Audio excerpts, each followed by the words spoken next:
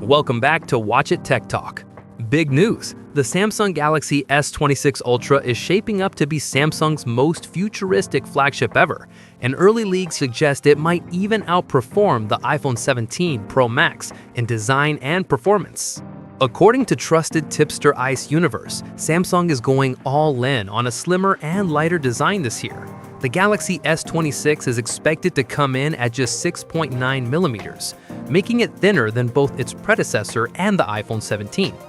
The S26 Plus also follows the same trend at around 7.3 millimeters, while the S26 Ultra is expected to be 7.9 millimeters and only 214 grams, meaning Samsung's top-tier flagship could officially become lighter and thinner than the iPhone 17 Pro Max. Performance is also getting a serious upgrade.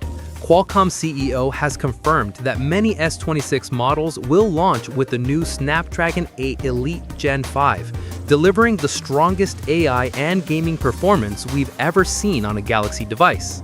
Some regions may still get Exynos, but performance improvements are expected across the board. This raises one big question. Is Samsung's thinner design worth more than a bigger battery?